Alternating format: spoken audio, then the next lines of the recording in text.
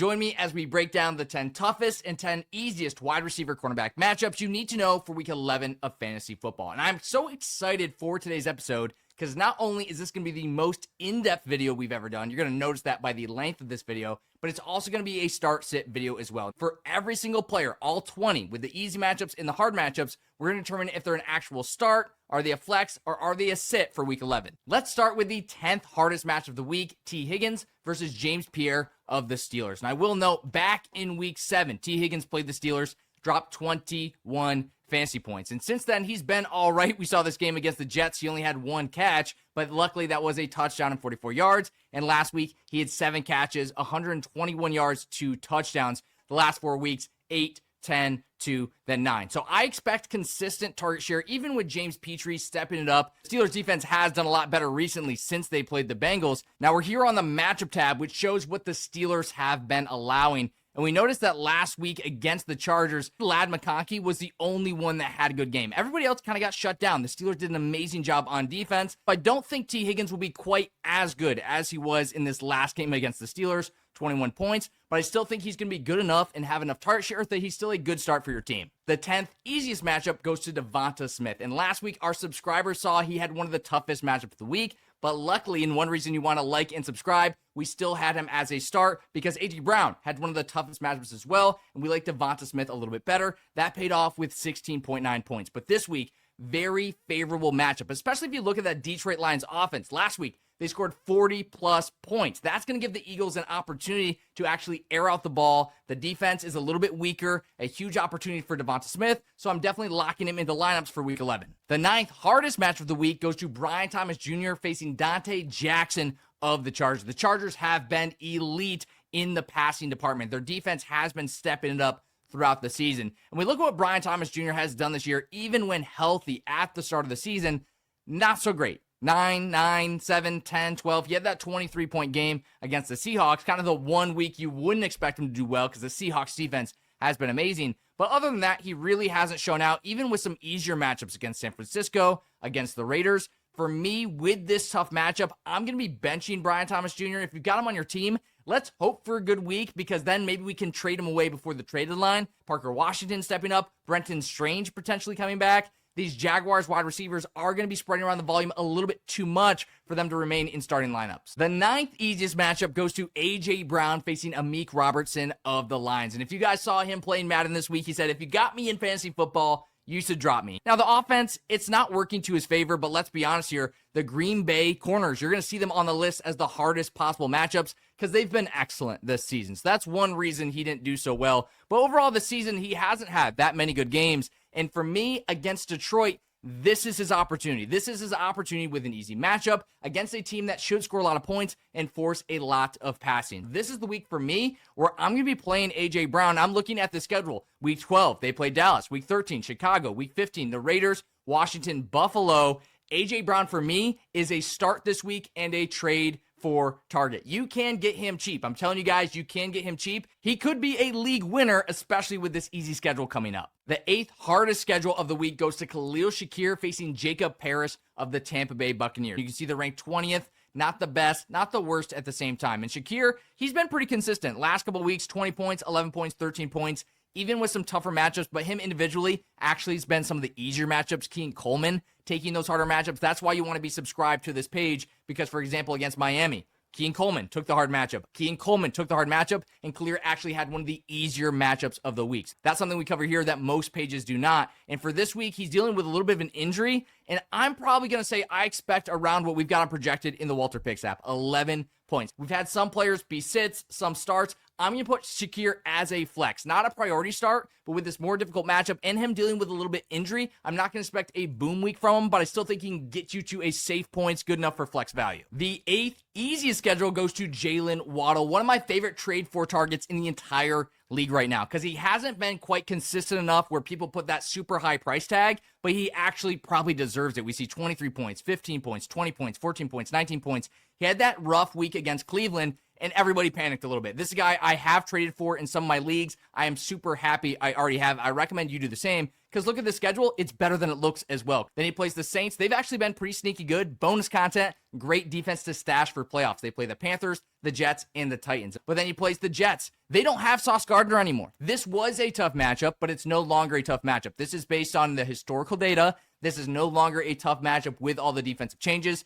The Steelers, the Bengals, the Buccaneers. This is one of the best possible playoff schedules as well, especially if Joe Burrow comes back. That game could be 100% passing. Now, DJ Turner for the Bengals, really strong corner, so we got to watch out for that. But overall, amazing schedule for Waddle. I'm definitely going to be starting him here in Week 11. If you can, trade for him before this week, especially with the bye coming up. If he's on a team that needs to win every single week, they may not be able to absorb the bye. So let them know you'll take Waddle off their hands. You'll give them a player that's already had their bye. It'll set you up for a playoff victory. This will be the game of the week. The Seahawks are absolutely cooking. The Rams are on fire as well. And Davante Adams is going to have that tough matchup this week against Devin Witherspoon. He's done this season absolutely incredible in the touchdown department. This is why he was on our must draft list. We see 1, 2, 3, 4, 5, 6, 7, 8, 9 touchdowns in 10 weeks. Absolutely incredible performance so far, and one of those was a bye. He's averaging a touchdown per game, but again, this week, he gets Devin Witherspoon, and he's coming off an injury. But the news on the injury is if the game was closer, he would have stayed in the game, so that means he's likely to play this week. With the tough matchup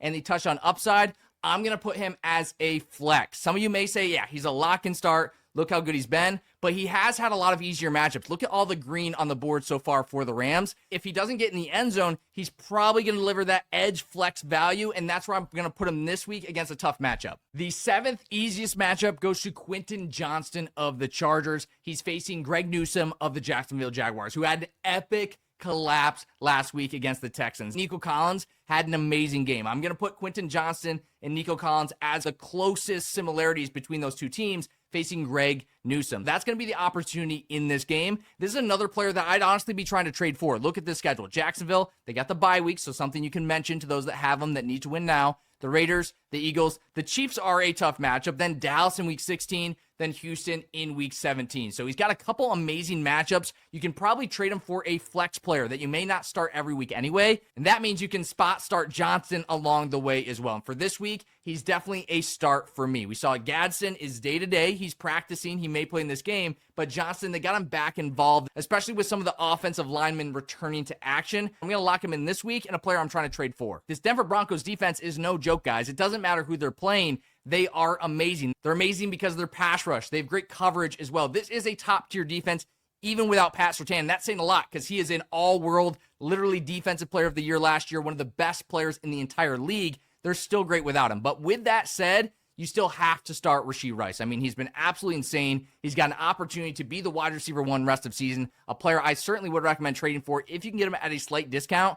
They played Denver twice. They played them in the championship as well, and Pat Surtain may be back. So that's something to be a little bit scared of. But when Rashee Rice is getting touches on the goal line as a runner, there's not much Pat Surtain can do about that. That's the opportunity that we see with Rashee Rice. I'm definitely going to be starting him this week, even with a tough matchup, but someone you can look to when he plays the Colts, when he plays Dallas, when he plays the Titans, that could be an absolute league winner this back half of the season. Surprisingly, Odunze has the 6th easiest schedule of the week, and he's going to be on that start-sit bubble. We got him at 12.6. He's facing Isaiah Rodgers, and the main reason here is some of it's going to be Isaiah Rodgers, but some of it's going to be Josh Metellus, who's been allowing so many fantasy points. We have another Bears wide receiver on this list who will be primarily matched up against Josh Metellus, who could be a spot start, could be a breakout. But number 6, we got Odunze. We saw in week 9. Some people, I want to talk about that one. He faced DJ Turner. If you guys are not following the Bengals and you're looking at their defense, and the Bengals defense is awful, it is awful, but DJ Turner is not. Remember the Steelers, especially me as a Steelers fan,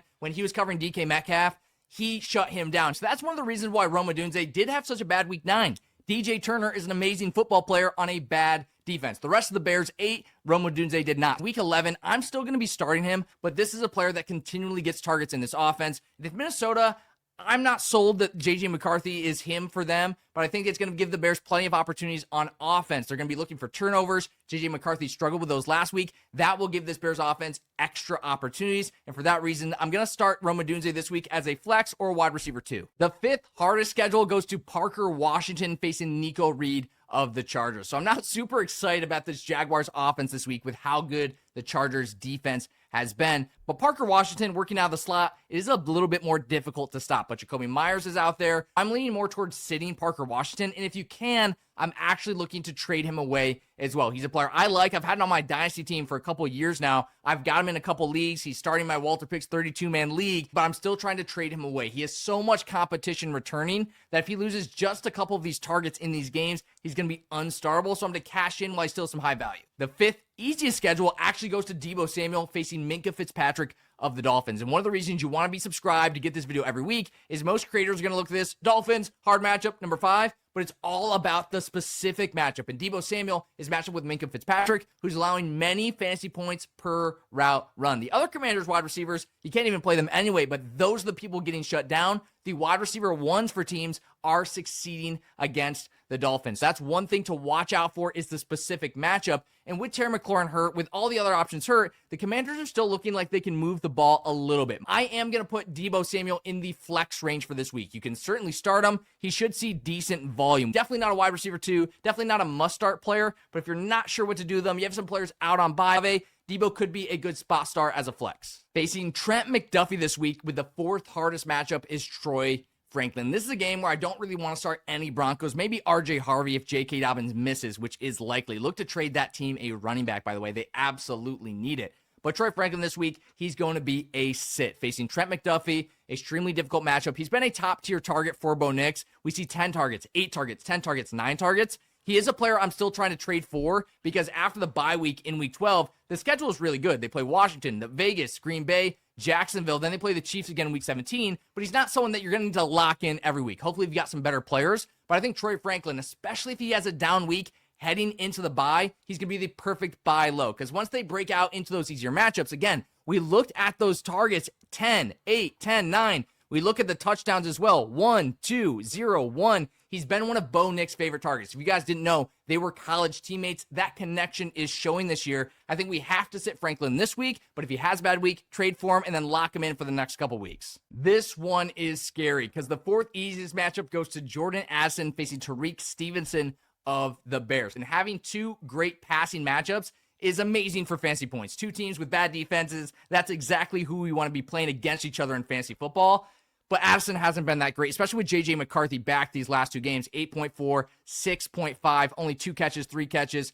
Targets 4 and 11 in week 10. That 11 targets is great, but the quality's not great. We're going to look at Justin Jefferson as well. Spoiler alert there. He's number 2 on the easiest schedules, and he's got targets. It's just not working out, even against one of the softer matchups. The Ravens have been getting healthier. They got Roquan Smith back, and he's been a huge factor in improving this Ravens defense. They've actually been one of the defenses we've been recommending in our other defensive videos for the last few weeks. It's been paying off because their offense is getting better as well, putting immense pressure on the different teams. This week, Chicago's a totally different story. Their defense, they play extremely aggressively. They go for those turnovers. That can also lead to some big plays. I'm going to put Jordan Addison as a risky flex player. Definitely some upside, but definitely some bust potential as well. So he could be awesome. He could honestly be terrible, but the floor is probably this 6.5, and the ceiling is a 20-plus point game. With the way the Bears play, a great start if you're in a tough matchup and facing a team that, like, this is the juggernaut team. Play Jordan Addison because his potential, his boom potential in this game is pretty high with both offenses facing defenses that just aren't that good against the pass. Like I said, game of the week. Puka Nacua is facing Riq Woolen of the Seahawks. I cannot wait for this matchup. I have to watch every play of this game. I normally try to watch every game, but this should be like a playoff NFC championship type of game with how good these 2 teams are. I'm super excited for that. Puka last week, I think, had a tougher matchup too, and he did a little bit worse. And people are like, well, it's Puka. You're obviously starting him. We're obviously going to be starting him again this week. But I do want to point out that, like we said for Davante Adams, he's faced a pretty easy schedule this season, one of the easiest possible schedules, and it's about to get a whole lot harder. In the playoffs, they face Seattle and Atlanta. I'm not saying to trade him away, but it's something to watch out for, that his performance could dip a little bit as they start to face some tougher teams. And this week against Riq Woolen, we're going to see what he can do against one of the tougher matchups. So again, we're definitely starting him, but tune into this game. If you've got Puka, maybe you can trade him away way for like a Jamar Chase. We're going to be talking about that next week, so make sure you're subscribed if you want to hear my opinion on that. But that's something to watch out for in this game, is that you may be able to trade him away with this really difficult schedule and get someone that has a much easier schedule for the playoffs. And obviously, we're getting amazing value. It's not that he's going to be bad, it's that we may be able to get insane value for players that can help our team even more. Now, you might not have expected someone on the waiver wire to be in this video, but Luther Burden, if he's on waivers or someone you may be able to buy low in your league, now is the time to do it. This week, he's facing Josh Metellus of the Vikings. DeVonta Smith, earlier this season, went insane against Josh Metellus. We continually see Josh Metellus as a top 3 corner, allowing so many fantasy points. Remember A.J. Brown in that game as well, where they played this team? He had his touchdown against Josh Metellus as well, one of his touchdowns. Luther Burden, if he's on waivers, I'm going to add him this week. If he's on somebody else's team, I'm going to send a low ball offer, nothing too much, of course, and try to get him for my team. Now, for me, he's still going to be a sit. Only 3 targets in this game. That's not going to be enough for me to start him this week, but he's definitely not someone I want to leave on waivers with this great matchup this week and a pretty solid schedule for the rest of the season. The second reason we got to bench Bo Nix with the second hardest schedule is Courtland Sutton facing Noel Williams of the Chiefs. Rookie, he's been absolutely amazing. What a draft pick by the Chiefs. They're a team that if they can win this game, their chance of winning the division go up exponentially, where the Broncos drop significantly. If the Broncos win, they have about an 82% chance to win their division. Another one of the games we have to check out this week is Chiefs versus Broncos, especially the Broncos after that head into the bye and have a pretty great scheduled rest of the season. So Courtland Sutton, I am not going to start him this week. Not only has he struggled these last few games, but it's another extremely rough matchup. But I will say, just like Troy Franklin, heading into the bye, hopefully off a bad week, if we leave him on our bench, he's a good trade for target, because then he plays the Commanders, the Raiders, Green Bay, and Jacksonville. And you don't have to trade a bona fide starter to get him for your team. You can probably send a bench player at this point to get Courtland Sutton, or have somebody throw him into a trade you were already going to make and get that done. He may be a good start for you if he can turn around after this bye against some of the easier matchups. Number 2 is Justin Jefferson facing Nahshon Wright of the Bears. Like we talked about, Odunze, Luther Burden, Jordan Addison, amazing game for fantasy points. But I will point out, he has not been that good with J.J. McCarthy at quarterback. 15 points, 11 points, 16 points, 7 points. Just not super startable. He's had 2 kind of mediocre weeks, 1 benchable week last week against the Ravens, even though he's seen amazing volume. The target quality is just not that good, but that should bounce back a little bit in an easier matchup against the Bears. The Ravens defense is definitely getting better, and definitely better than this 29th ranking they earned from earlier in the season. They're getting better each week, but this week the Bears definitely have earned their 28th ranking. Very easy matchup. I'm going to start him this week, kind of a wide receiver 2. He's really not a wide receiver 1 for fantasy anymore with J.J. McCarthy at quarterback, but he's still someone I think we need to put in our lineups, and someone that has an extremely easy schedule. The hardest matchup of the week goes to Wan'Dale Robinson facing Javon Bullard of the Packers. This one is scary because it's also exciting with Jameis Winston at quarterback. We want to play some of these Giants players that finally have a guy that's absolutely going to air it out, that doesn't have amazing rushing upside. He could rush a little bit, but certainly known for just throwing it down the field, and we love that for fantasy. It helps the opposing defense, helps their offense, and then when the Giants get it back, you know they're just going to be chucking it down the field again. That part is exciting, but we did see DeVonta Smith and A.J. Brown both a lot better than Wan'Dale Robinson and Darius Slayton struggle against this defense. And the Giants, without a solid runner, without Cam Scatterboo, they don't have a lot of diversity to their offensive attack right now. I am worried here. I'm going to put him in the flex category. He's definitely not a surefire start. He has been good. He has been pretty consistent, but with a tough matchup with Jameis Winston at quarterback, I am worried for his touchdown upside and worried about his volume as well, especially with this difficult matchup. So if you can, I would lean towards leaving him on the bench, but if you have to, there is some exciting upside with Jameis Winston at quarterback. For the first time ever, we have dual easiest matchup for Thornton and Tucker of the Raiders facing Bland and Elam of the Cowboys. The Cowboys have been extremely easy against opponents. Check out these Cowboys results here. I'm in the matchup tab on the Walter Picks app, which you get in the App Store with code NOBS. They've been allowing huge points to somebody every single week. We had Marvin Harrison Jr., we had Troy Franklin, we had Ted McMillan, Garrett Wilson, Romeo Doubs, Luther Burden. Everybody's been popping off against this team. While you're probably not going to start them, if you are in rough shape, you've got injuries, you've got players out, you've got players on bye, you have all these different things going on, Trey Tucker could be an exciting option. Tyler Lockett, by the way, could be interesting as well in this game. But I like Trey Tucker's upside. He definitely has the boom potential. So if you're facing a juggernaut team, maybe start Trey Tucker as a flex. But of course, in most leagues, I'm not starting him, but you love to see the easy matchup. That is our no BS breakdown of the week. Let me know what you think of this longer video. Do you want to see more of these? Do you want to see the shorter version? Let me know in the comments. Like and subscribe to get this video every week. And also drop any start sit questions, trade questions you have down in the comments as well.